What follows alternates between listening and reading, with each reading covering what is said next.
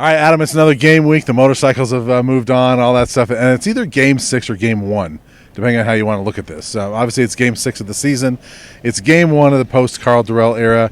Obviously, a lot of changes around here in the last 10 days or so.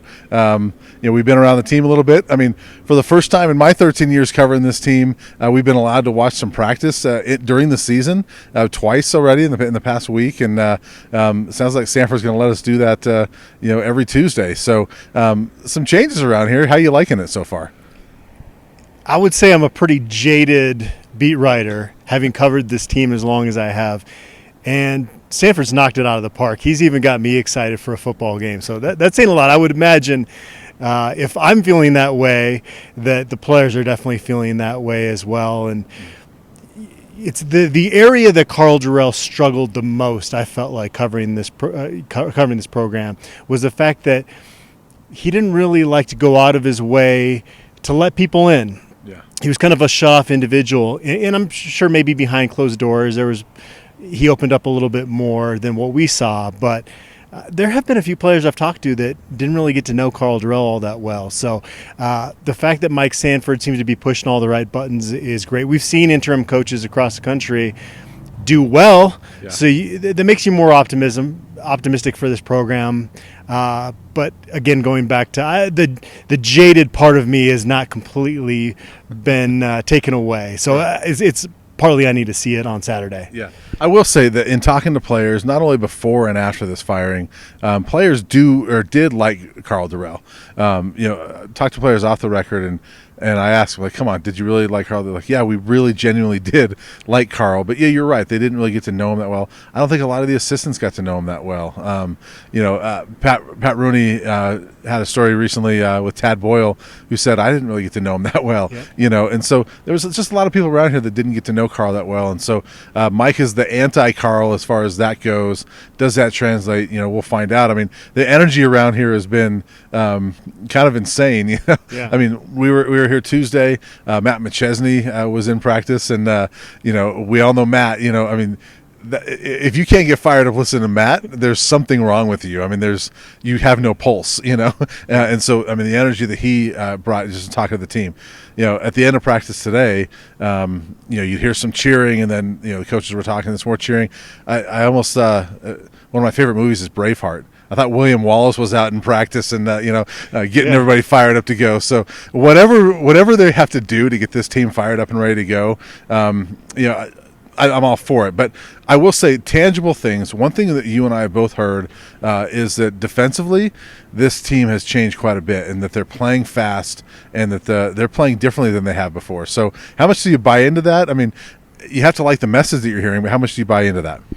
I buy into it from the standpoint that I don't think these players were flying around playing for their defensive coordinator. And what makes a great defensive coordinator is when you have players that are willing to do the proverbial run through a brick wall for you. Yeah. They didn't have that, and it was pretty evident on the field on Saturdays. And so that part's important. I had Ryan Moeller, a former Buff, on my podcast, and he talked about some of the things that Jim Leavitt did.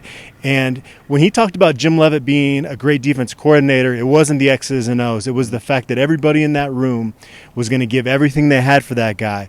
Gerald Chapman doesn't have that experience as a DC. The reason they picked him is for that reason, that these guys are going to play hard for him. And so it's good timing because Jay Knott's a pretty good football player that's going to be coming here to Boulder to play in that stadium in a few days. And he's averaging a Pac-12 best 7.4 yards per carry. And it kind of turns the knife a little bit because CU almost landed him. The night before signing day, I remember that CU had a legit chance to get him. And it wasn't just from the coaches here, from people in his camp, that CU was really high on his list and almost got him. So he made the right choice for himself. Obviously, he's having a lot of success. But this would be a good time for the defense to figure out how to stop the run. Well, if you're a running back, you're already averaging 7.4 yards per carry, and you see what this defense has done, you're licking your chops because you're thinking, wow, I'm going to average 9.4 this week. So you have to be excited about that if you're Jade Knott. But I am curious to see what this defense is going to look like. And, Josh Chandler-Semedo this week talked about how, it's he didn't say that it's been dumbed down, but it's more simplified in that guys know what they're doing, and that more guys know what they're doing. And so I do buy into the fact that, I talked to Jeff Smart, who's now filling in. He's now an assistant with this team, coaching linebackers, and he said he's a big believer in that whole phrase of knowledge equals confidence equals playing fast, and he thinks these guys are playing fast because they got more confidence right now. That one little thing I think could change things. We got to see it on the field, right? But I think that that one little thing could change things. And if this team is simplified and they're more confident, then I think they could play better defense. Well, going back to how you opened this video, you said it's either game 1 or game 7. Yeah. Being around this program, it does feel more like game 1 than game 7 because, I think when they went into conference play, it was almost like lip service that we're hitting the reset button. I didn't really get that vibe from this team that they actually believe that. Right. They do believe that now. Deion Smith had a good interview with us earlier in the week where he said, I thought we had good energy before. I'm really shocked at how the season started. But wow, we've really ratcheted it up to another level. Had we been able to compare a Carl Durrell preseason practice to what we've seen the last couple of weeks here, I think our expectations might have been a little bit different, but we didn't have that comparison until now. And energy, how many times have you heard that word in the last 2 weeks? It seems like pretty much a common theme amongst these guys. And just going back to Carl Durrell, I have a lot of respect for him as a human being. I think he's a great father, husband. If I was going to drop the perfect neighbor, I think it would be Carl Durrell. He's a good citizen, but you're dealing with 18 to 22-year-old young men. They're emotional, and they need an emotional leader. Yeah. And having a chance to talk to Darian Hagan this week, it was interesting, his breakdown of Mike Sanford. He started with, he's got energy for days. He's almost got energy stored up, but then talked about the fact that it comes from his heart too. It's not just lip service. A lot of people can talk a mile a minute, and the meaning behind that isn't there. Yeah. With Mike Sanford, it's clear, and that part's really impressive. I don't know how it didn't work out well for him at Western Kentucky because he was only there 2 years, but he was in his mid-30s at the time. Yeah. I'm sure he's learned from that. Color me intrigued and anxious to see what happens on Saturday. Yeah, and I will echo what you said about Carl Durrell, but I also add, I think he's a good football coach. It didn't work out as a head coach. I mean, I still think he can go be a receivers coach in the NFL and do just fine. NFL is the key word there. Yes, right? Yes. I mean, I think he's great in that regard, but it just didn't work out here. And I mean, the amount of times we've heard the word energy, the amount of times we heard lack of energy before. While Carl was here, was amazing, from fans. But the energy word is clearly the buzzword around here. Whether that translates to a game, we'll see. I do think it helps that they're at home in Folsom Field. I think it helps that it's family weekend. Should be close to a sellout. I think the atmosphere could be pretty cool for those players. I think that everything is drawn up to what these players need right now. And whether that leads to a win, we're going to find out. But I think that the players are getting everything they need right now in order to have a shot at turning this around. And it better be at least a really close game. Otherwise, I don't know how you keep everybody with this energy on the same page going forward, because there's still 6 games after Saturday. I don't want to use the word desperation mode, but they're pretty close to that, just in the sense of keeping this thing together. So right out of the gate, there's so much pressure on Mike Sanford in this team. Yeah. So as far as previewing this game, we know Jaden Ott. He's had a great season so far for the Bears. Jack Plummer, right? I get the 2 Plummer quarterbacks. Yeah. Jack Plummer, transfer from Purdue. He's played fairly well, but this is not an explosive Cal offense. It's not the greatest Cal defense we've seen.